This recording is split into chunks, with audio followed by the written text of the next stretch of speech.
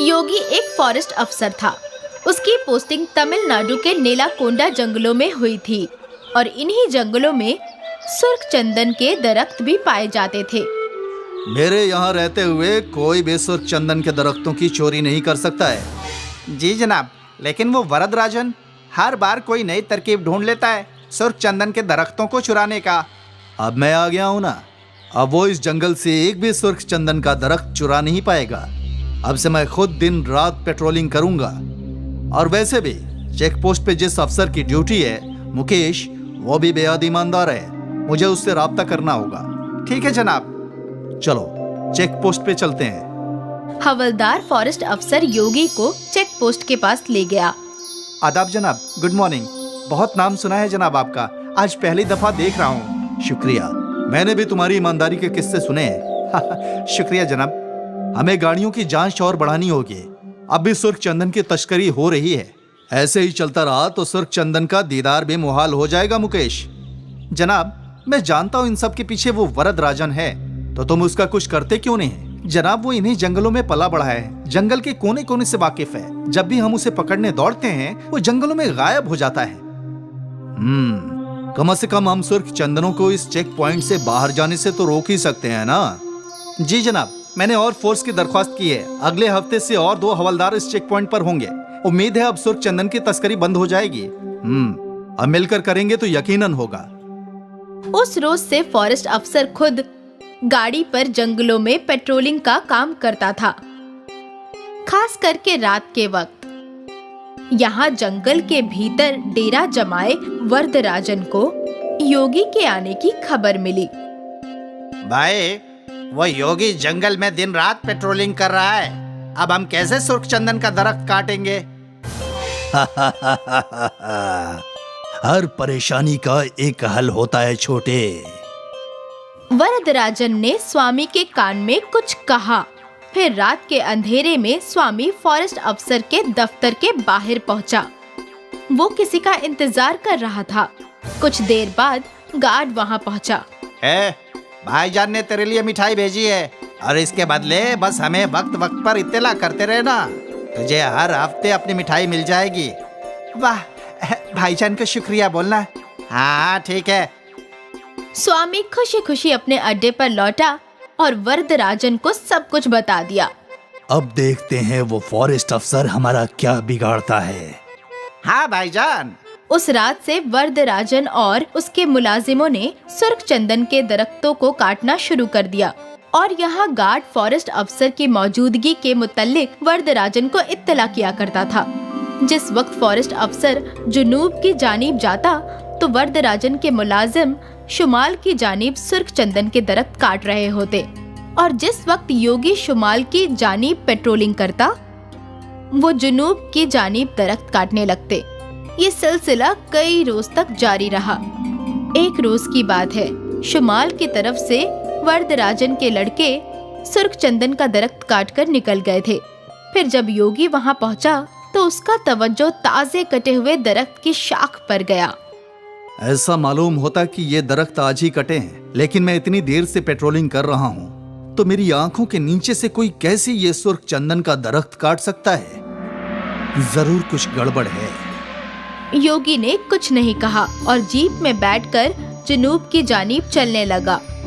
जब वो यहाँ पहुँचा तो यहाँ भी उसने ताजे कटे हुए दरख्तों के शाख देखे। ये शाख भी आज ही कटे हुए हैं, मतलब अभी वरदराजन सुर्ख चंदन के दरख्तों की चोरी कर रहा है। मुझे ये सब जल्दी ही रोकना होगा। गाड़ी चेक पोस्ट पर लो। योगी जीप में बैठ गया और गार्ड ने गाड़ी चेक पोस्ट की जानिब ले ली। क्या हुआ जनाब, आप बेहद परेशान नजर आ रहे हैं। मुझे तुमसे तन्हा गुफ्तगू करनी है। जी जनाब, आइए ना, अंदर बैठकर गुफ्तगू करते हैं। चेक पोस्ट की छोटी चौकी में फॉरेस्ट अफसर योगी और इंस्पेक्टर मुकेश थे। बोलिए जनाब, यहाँ हमारी गुफ्तगू कोई नहीं सुन सकता। मुकेश, अब भी जंगल में सुर्ख चंदन के दरख्त कट रहे हैं। क्या यहाँ से कोई बड़ी गाड़ी गुजरी है? नहीं जनाब, अभी तक तो नहीं, लेकिन कल ये ट्रक आएंगे जंगल में सड़क की तामीर के लिए रेत लेकर। फिर यकीनन सुर्ख चंदन उसी में जाएगा।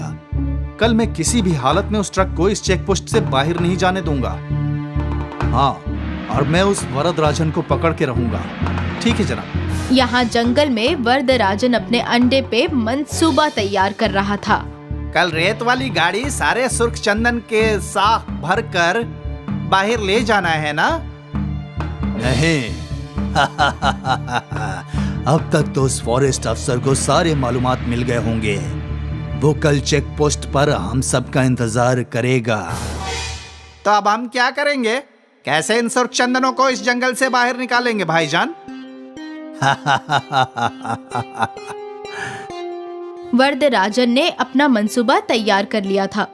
अगले सुबह रेत की गाड़ी जंगल के अंदर दाखिल हुई। इंस्पेक्टर मुकेश ने फॉरेस्ट अफसर योगी को कॉल करके इसका इत्तला कर दिया। जनाब, ट्रक आ गए हैं, आप भी आ जाइए। ठीक है।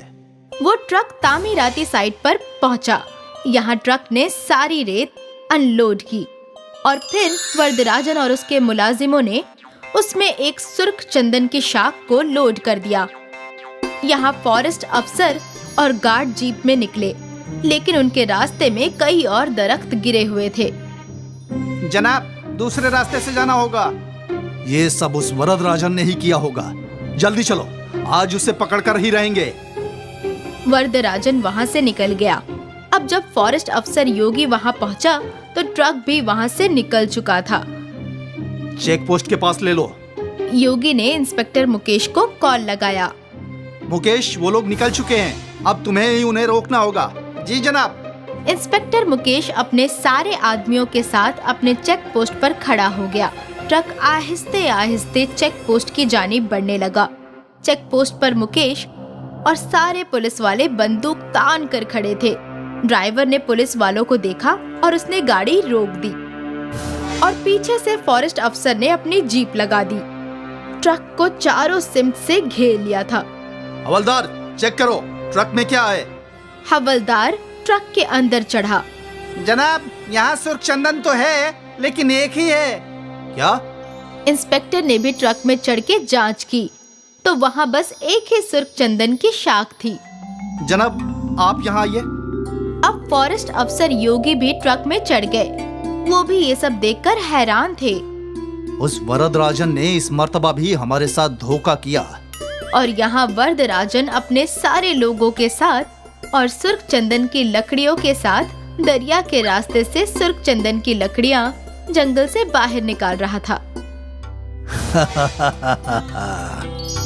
मुझे कोई नहीं रोक सकता।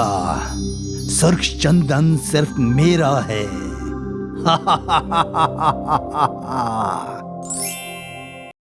एक गांव में दिशा नाम की एक लड़की अपने बूढ़े अम्मी अब्बू के साथ रहा करती थी। दिशा के अम्मी अब्बू वेज पुलाव का ठेला लगाकर बेचा करते थे। दिशा एक 20 साल की लड़की थी जो दिन भर किताबों में डूबी रहती थी। एक दिन उसकी अम्मी अनीता दीक्षा से बोली, तुम दिन भर किताबों में ही डूबी रहती हो, थोड़ा बहुत अपनी अम्मी के कामों में भी हाथ बटा लिया करो, निकाह के बाद ये तुम्हारे काम आएगा। ये आप कैसी बातें कर रही हैं अम्मी? घर का सारा कामकाज तो मुझे करना आता है। मैंने आपसे खाना बनाना भी सीखा है। अब्बू तो मेरे हाथ के बने हुए दावत की बेहद तारीफ करते हैं। वो तो मैं अच्छी तरह से जानती हूँ, लेकिन दिन भर किताबों में डूबे रहने से क्या हासिल हो जाएगा? भला आज तक किसी लड़की को पढ़ लिख कर कुछ मिला है क्या? अंत में तो उसे निकाह के बाद चूल्हा चौका ही संभालना पड़ता है। ऐसा नहीं है अम्मी, अगर मैं दिन भर किताबों में डूबी रहती हूँ तो उसकी भी एक वजह है। किताबें हमें बहुत कुछ सिखाती हैं। मैं इस जिंदगी में कुछ नया करना चाहती हूँ। दीक्षा की बात पर अनीता दिशा से कुछ बोलने ही वाली थी कि तभी वहाँ दिशा के अब्बू आ गए। अरे मेरी बेटी दीक्षा बिल्कुल सही बोल रही है। अनीता, उसे पढ़ने दो। मैं तो बस यही कहना चाह रही थी जी कि हमें दीक्षा को पढ़ा लिखा कर नौकरी थोड़ी न करवानी है, अंत में उसका निकाह ही तो करना है। ऐसा नहीं सोचते अनीता। अगर दीक्षा बिटिया शिक्षित हो जाएगी तो सोचो अपनी शिक्षा से उसे कितना फायदा पहुंचेगा। वो अपने पति के ऊपर बोझ नहीं होगी। और वैसे भी आजकल के दौर में लड़कियां पुरुषों से पीछे है क्या? वो पुरुषों के साथ कदम से कदम मिलाकर चल रही हैं। अब्बू जान, मेरे मदरसे में 2 दिन के लिए जंगल में एक टूर जा रहा है, क्या मैं जा सकती हूँ? लेकिन मौलाना ने 500 रुपए मांगे हैं। बेटी, मैं तुम्हें कभी मना नहीं करता, लेकिन तुम तो जानती हो आजकल धंधा कितना मंदा हो गया है। मैं तुम्हारे स्कूल की फीस भी कितनी मुश्किलों से जमा करता हूँ। दूर पर जाने के लिए स्कूल वालों ने कुछ अतिरिक्त रुपए तुमसे मांगे हैं जो इस समय मेरे पास नहीं है बेटा। रमन की बात सुनकर दीक्षा का चेहरा उतर गया। अपनी बेटी का चेहरा देखकर रमन भावुक होकर बोला, लेकिन तुम फिक्र मत करो, कल मैं किसी न किसी से पैसे उधार मांगकर तुम्हें दे दूंगा। अब्बू की बात सुनकर दीक्षा बेहद खुश हो गई।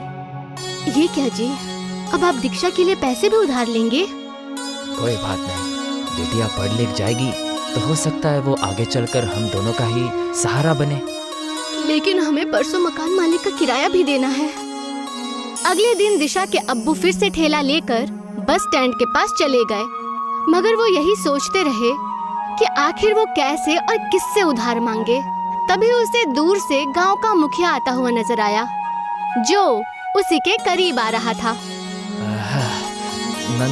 नमस्ते नमस्ते मुखिया जी। अरे अरे नमस्ते नमस्ते रमन, नमस्ते। और सुनाओ कैसे हो, धंधा कैसे चल रहा है तुम्हारा? धंधा अभी बहुत हल्का चल रहा है मुखिया जी। पहले पुलाव शाम तक बिक जाता था, लेकिन अब तो कभी कभी भगोने में पुलाव ऐसा का ऐसा ही रखा रहता है। अरे अरे रमन, आजकल चाइनीज फूड का दौर है। भारत में तरह तरह के लजीज खाना बन रहे हैं। ऐसे में तुम्हारा देसी पुलाव कौन खाना पसंद करेगा? गांव का नक्शा अब पहले जैसा नहीं रहा।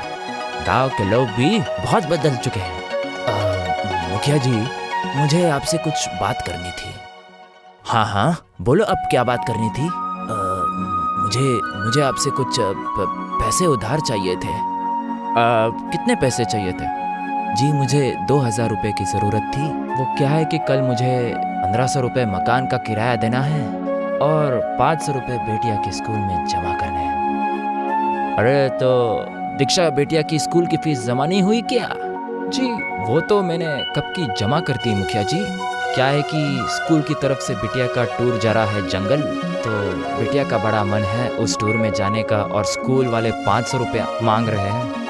अरे तुम्हें क्या हो गया है रमन? तुम्हारा धंधा वैसे ही मंदा चल रहा है और ऊपर से तुम्हें मकान का किराया भी देना है। ऐसे में बिटिया को टूर पर भेजना जरूरी है क्या? बिटिया को पेड़ और पौधों से बहुत प्रेम है मुखिया जी, और वो दिन भर इसी के बारे में किताबों में पढ़ती रहती है। अगर आज शाम को मैं उसे पैसे नहीं दे पाया तो बिटिया का दिल टूट जाएगा मुखिया जी।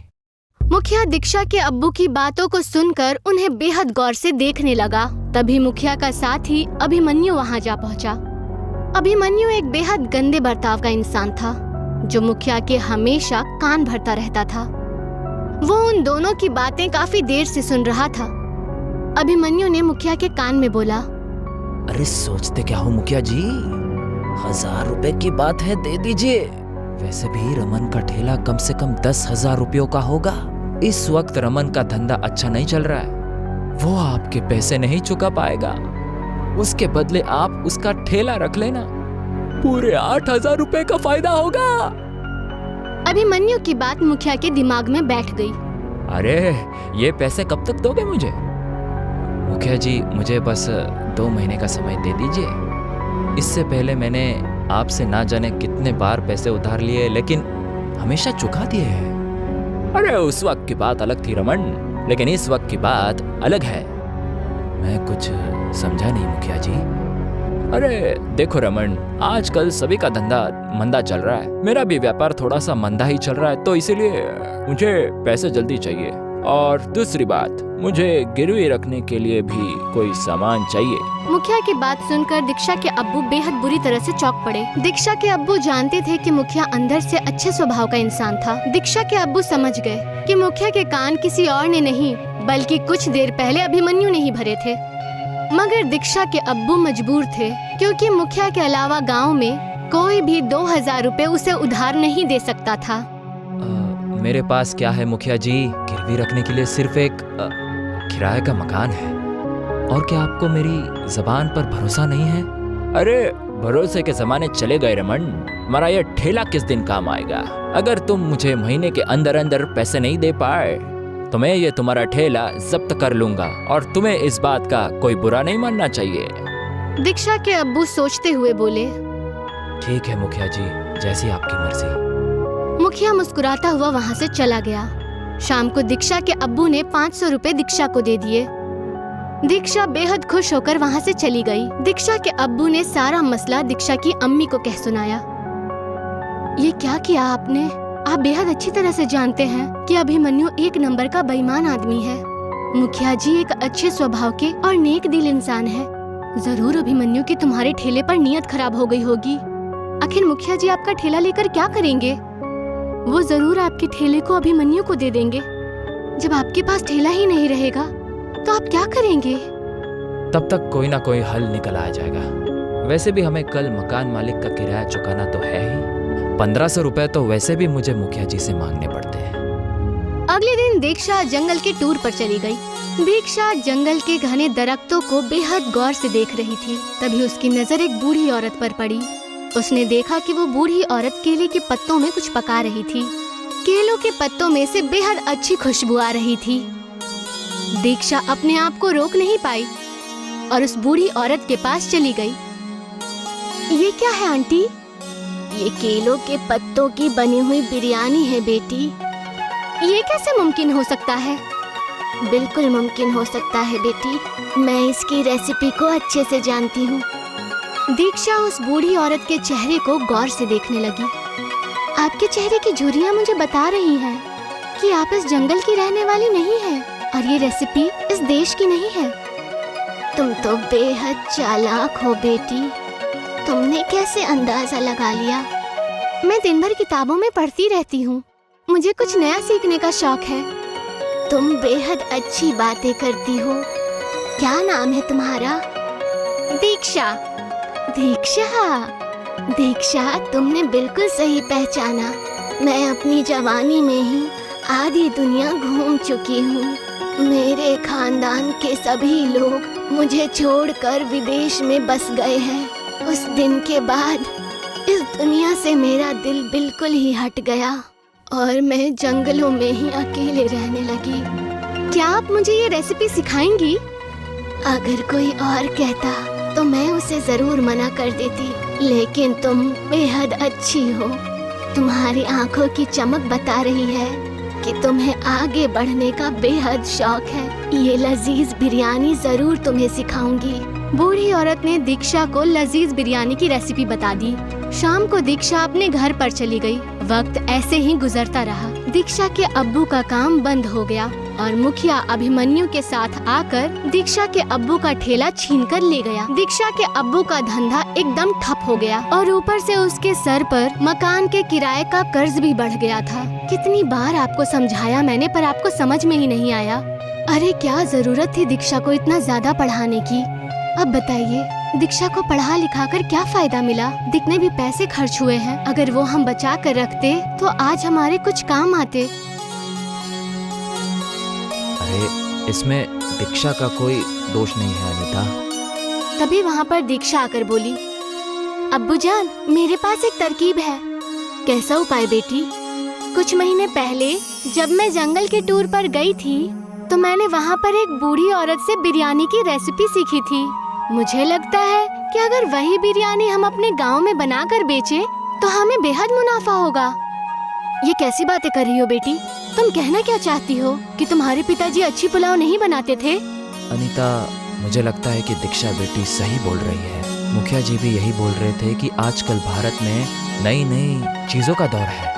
जब तक हम कुछ नया नहीं करेंगे तो ऐसे ही बिछड़ते रह जाएंगे। लेकिन दिक्कत ये है जी कि बिटिया की बात अगर मान भी ली जाए तो आप वो बिरयानी बेचोगे कहाँ?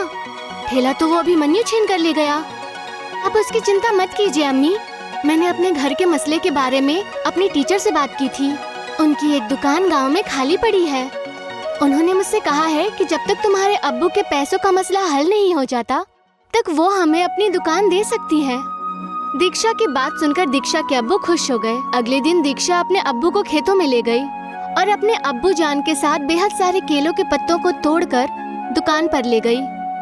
दीक्षा के अम्मी और अब्बू ने पहले से ही दुकान की साफ सफाई कर दी थी। दीक्षा ने केले के पत्तों में बासमती चावल और कुछ अन्य चीजें डालकर उन्हें अंगारों पर पकने के लिए रख दिया और कुछ ही देर में पत्तों की बिरयानी बनकर तैयार हो गई। उसमें से इतनी अच्छी खुशबू निकल रही थी कि वहाँ से जाने वाले लोग खुद को रोक नहीं पाए। तभी एक आदमी उनके दुकान पर जाकर बोला, अरे आपकी दुकान में से तो बहुत अच्छी खुशबू आ रही है। क्या ये कोई नई होटल है? दीक्षा के अब्बू कुछ बोलते उससे पहले ही दीक्षा ने उस आदमी से बोला, आपने बिल्कुल सही पहचाना, ये हमारा नया होटल है, केले के पत्तों की बिरयानी वाला होटल। वो आदमी तुरंत उस दुकान के एक टेबल पर बैठते हुए बोला, मुझे भी एक प्लेट खानी है। तभी दीक्षा ने उसे गर्मा गर्म बिरयानी परोस दी। वो आदमी देखते ही देखते बिरयानी की 4-5 प्लेट खा गया। मजा आ गया। कितने हो गए? 2000 रुपए। उस आदमी ने बेहद खुशी खुशी दीक्षा को 2000 दे दिए। वो आदमी शहर का रहने वाला था और एक फेमस यूट्यूबर था। अरे इस तरह का खाना मैंने जिंदगी में पहली बार खाया है। मुझे नहीं लगता ये भारत में कहीं और बनता होगा। अगर आपको एतराज ना हो तो क्या मैं आपका फोटो केलों के पत्तों के बिरयानी के साथ सोशल मीडिया पर पोस्ट कर सकता हूँ? हाँ क्यों नहीं, इससे तो हमारे होटल को बेहद फायदा होगा। उस आदमी ने दीक्षा की एक तस्वीर पत्तों के बिरयानी के साथ खींचकर फेसबुक पर अपलोड कर दी और वहाँ से चला गया। रमन 2000 देखकर बेहद खुश हो गया। इतने पैसे तो वो 10 दिन में भी नहीं कमा पाता। देखा अनीता, बिटिया का पढ़ना लिखना कितना काम आ रहा है। सोचा अगर हम इसे नहीं पढ़ाते तो हमारी क्या स्थिति होती। आप बिल्कुल सही कह रहे हैं। मुझे तो अपनी सोच पर बेहद शर्म महसूस हो रही है। कुछ ही दिनों में देखते ही देखते दीक्षा की वो फोटोज पूरे भारत में फेमस हो गई। दीक्षा के होटल पे दूर दूर से लोग केले के पत्तों की बिरयानी खाने के लिए आने लगे। कुछ ही महीनों के बाद दीक्षा के अब्बू ने वो दुकान दीक्षा की टीचर से खरीद ली। अब रमन का एक बेहद सुंदर मकान बन गया था और वो गांव केले के पत्तों की बिरयानी के नाम से प्रसिद्ध हो गया था। और ये बात अभिमन्यु को बिल्कुल भी रास नहीं आई और उसने मुखिया से बोला, अरे मुखिया जी, ये तो आपकी इंसल्ट है। आपके गांव का नाम आपकी वजह से नहीं बल्कि दीक्षा की वजह से मशहूर हो रहा है। इससे पहले कि मुखिया अभिमन्यु से कुछ बोलता कि तभी मुखिया की पत्नी गुस्से में बाहर आकर बोली, अब तुम्हें घर में आने की कोई जरूरत नहीं है। अरे ये क्या कह रही हो तुम? अभिमन्यु मेरा साथी है।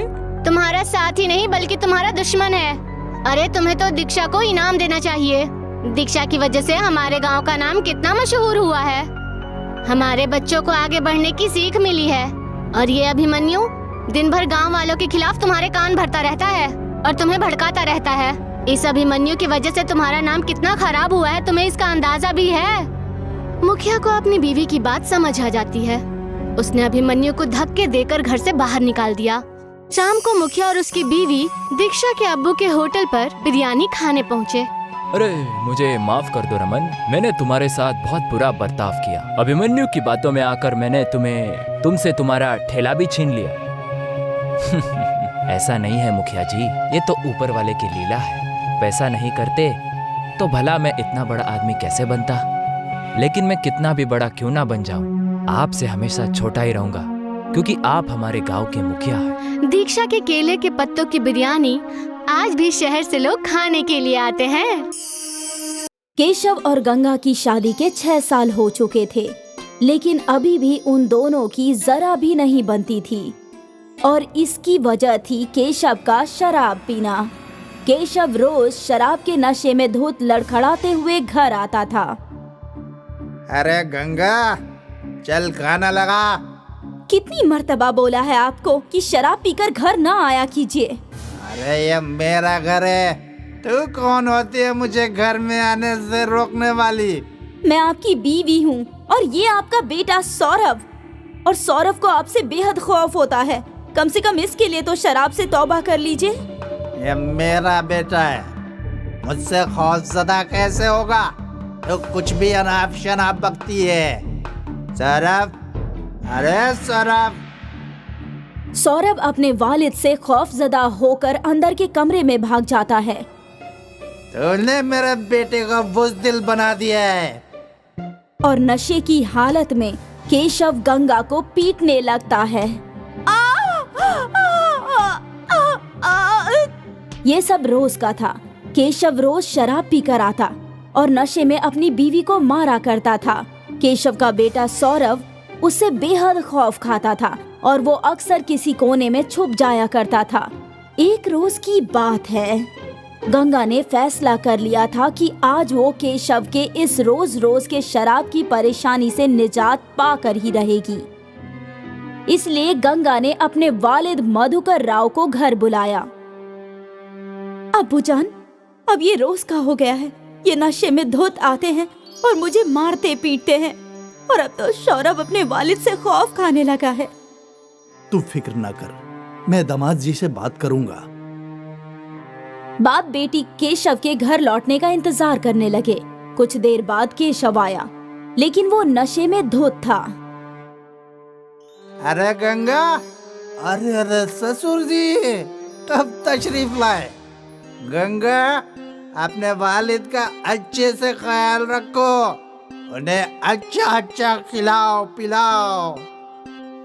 मैं यहाँ खाने पीने नहीं बल्कि आपसे बात करने के लिए तशरीफ लाया हूँ दामाद जी। मुझसे बात करने? किस मुतालिक? आपकी इस रोज रोज की शराब पीने की आदत के मुतालिक। दामाद जी, आप होशियार हैं, आप जानते ही होंगे कि शराब की आदत की वजह से आपकी खानदानी जिंदगी खराब होती जा रही है। आपका तो बेटा भी आपसे खौफजदा रहने लगा है। बस ससुर जी, ये मेरा खुद का मामला है, आपको इस मामले में बोलने का कोई हक नहीं है। मुझे अपनी बेटी और नवासे की बेहतरी के लिए बोलने का हक है। वो आपकी बेटी थी, अब मेरी बीवी है। मैं उसे जैसे रखूं उसे रहना पड़ेगा, चाहे मैं उसे मारूं, पीटूं या कुछ भी करूं। नहीं दामाद जी, आप ये गलत फरमा रहे हैं। वो अभी भी मेरी बेटी है। मैं उसे आपके साथ मार खाने के लिए नहीं छोड़ सकता। तो ले जाइए अपनी बेटी को अपने साथ, मैं भी देखता हूँ कितने रोज रखेंगे। चलो बेटी, अब इस इंसान से बात करना भी बेकार है। लेकिन सौरभ, अम्मी मैं आपके साथ ही रहूंगा। हाँ, तू भी चला जा, अपनी अम्मा का पल्लू थाम कर। चलो गंगा, अब यहाँ रहने का कोई फायदा नहीं है। ठीक है। गंगा और सौरभ मधुकर के साथ रुखसत हो लिए। मधुकर राव गांव में रहते थे। उनका आम का बगीचा था। नाना, इतने सारे आम, ये सब तो मैं खाऊंगा। हाँ हाँ, खा लेना, ये सब मैंने तुम्हारे लिए ही तो उगाए हैं मेरे बच्चे। सौरभ नाना के घर पहुंचकर बेइंतहा खुश था, लेकिन गंगा परेशान थी। वो खर्चे का सोच रही थी। अब्बूजान, मैं यहाँ तो आ गई, लेकिन मेरी वजह से आपके खर्च में इजाफा हो जाएगा। इन आमों को फरोख्त कर जैसे तैसे आपका गुजारा हो रहा था। अब हम दोनों का भी बोझ आप पर आ गया है। अब सब कैसे मुमकिन होगा? इतना मत सोच गंगा, वो ऊपर वाला है ना, वो कोई ना कोई राह जरूर दिखाएगा। मैं खुश हूँ कि तुझे उस शराबी शौहर के साथ रहना नहीं पड़ रहा है। ऊपर वाला सब ठीक कर देगा। ठीक है। गंगा ने घर का सारा काम संभाल लिया। अब मधुकर राव पूरा वक्त अपने आम के बगीचों में अपने नवासे के साथ गुफ्तगू करने में गुजारते थे। नानू जान, वो पेड़ आपने कब लगाया था? वो दरख्त शायद जब तेरी अम्मा तेरी उम्र की होगी तब। बाप रे, और वो सबसे बड़ा वाला? वो मैंने नहीं लगाया बेटे, वो तो मेरे वालिद साहब ने लगाया था, मेरी पैदाइश से भी कबल। मतलब वो आपसे भी बड़ा है? हाँ।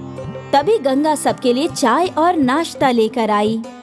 बहुत हो गई गुफ्तगू आप दोनों की, थोड़ा नाश्ता कर लीजिए। अरे गंगा, काफी रोज हो गए तेरे हाथों की वो लजीज चटनी खाए हुए। देख, आम भी कच्चे हैं, वो चटनी मिल जाती तो मजा आ जाता। ठीक है अब्बूजान, आज बनाती हूँ, शाम को ले आऊंगी। अरे वाह। मधुकर और सौरभ चाय के साथ नाश्ता करने लगे। गंगा बावर्ची खाने लौटी और वो मसालों से चटनी बनाने लगी। कुछ ही देर में उसकी चटनी तैयार हो गई। अब ये तैयार है। गंगा चटनी लेकर बागीचे में लौटी तो वहाँ मधुकर के दो दोस्त भी आए थे। अब्बूजान, चटनी बन गई है। बहुत खूब, इन दोनों को भी खिलाओ। जरूर अब्बूजान। गंगा ने 2 कच्चे आम काटे और उन्हें चटनी लगा दी और सबको खाने को दिया। कच्चे आम का जायका लेते ही, अरे वाह, ये तो बहुत खूब है, चटकदार। मैंने कहा था ना, मेरी गंगा बहुत अच्छे कच्चे आम की चटनी बनाती है। हाँ भाई, अगर ये कच्चे आम की चटनी बनाना शुरू कर दे तो हाथों हाथ सब खत्म हो जाएगी, लोग दीवाने हो जाएंगे। हाँ हाँ बेशक। ये बात सुनकर गंगा सोचने लगी। वैसे भी मैं खर्चे का सोच ही रही थी। अगर कच्चे आम फरोख्त कर मुझे पैसे मिले तो हमारी सारी परेशानियां खत्म हो जाएंगी। क्या हुआ गंगा? अब्बूजान, मैं सोच रही हूँ कि जैसे चाचा ने कहा कच्चे आम का कारोबार कर लूं। कम से कम कुछ तो आमदनी होगी। वैसे तरकीब बुरी नहीं है, मैं भी तुम्हारा साथ दूंगा। और अगले ही रोज से कच्चे आम का ठेला लगाना शुरू कर दिया। उसके ठेले पर कच्चे आम देखकर, ये कच्चे आम कितने के दिए? 15 रुपए प्लेट। मुझे 1 प्लेट दे दो। गंगा ने उस खातून को 1 प्लेट कच्चे आम दिए और 15 रुपए ले लिए। वाह, इतना जायकेदार कच्चे आम मैंने पहले कभी नहीं खाए। इसके बाद कई और खरीदारों ने गंगा के कच्चे आम की तारीफ की। पहले ही रोज गंगा के कच्चे आम मशहूर होने लगे थे। शाम तक सारे कच्चे आम खत्म हो चुके थे। गंगा ने ठेला बंद किया और अपनी पहली कमाई देखकर वो बेहद खुश थी। वो खुशी खुशी घर लौटी। कैसा था आज का दिन? बहुत अच्छा अब्बूजान, लोगों को मेरे कच्चे आम बेहद पसंद आए। कितने सारे लोगों ने मेरी तारीफ की। और तो और ये देखिए आज की कमाई। अरे वाह, मुझे यकीन था तू कर ही लेगी। आज के सारे आम खत्म हो गए अब्बूजान। मैंने और कच्चे आम तोड़ के रखे हैं, लेकिन अगर ऐसे ही चलता रहा तो हमें कच्चे आम बाहर से खरीदने होंगे। ऊपर वाले के करम से तेरा नया कारोबार खूब तरक्की करे। शुक्रिया अब्बूजान। मेरा सौरभ कहाँ है? वो खेल कूद कर थक गया था, मैंने उसे खाना खिला दिया और फिर वो सो गया। अब्बूजान, आप हमारा साथ नहीं देते तो हमारा क्या होता? मेरी बिटिया, मैं अपनी दुख्तर का साथ कैसे नहीं देता? तू तो मेरी गुड़िया है, मेरी परी, और तू कभी भी मुझ पर बोझ नहीं बनी। गंगा ने अपने वालिद को गले लगा लिया और शुरू हो गए खुद इन्हीं सारी की मुहिम। गंगा रोज कच्चे आम फरोख्त करती और उसके वालिद साहब उनकी मदद करते, सौरभ को संभालते। अब गंगा को अपने शराबी शौहर की कोई जरूरत नहीं थी। सही कहा था मधुकर राव ने, बेटियां बोझ नहीं होती।